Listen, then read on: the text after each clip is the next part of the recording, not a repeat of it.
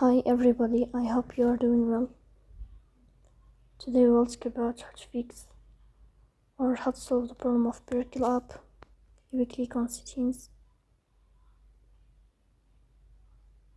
Here in this page,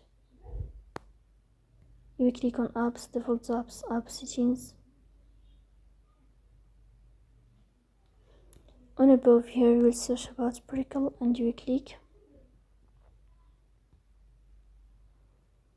Then in this page of app info,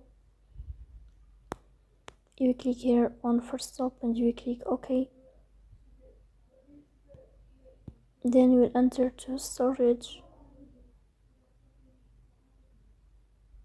Here you will click on clear cache. In the end, you will turn off your phone and you will restart your phone again to fix that problem. So please don't forget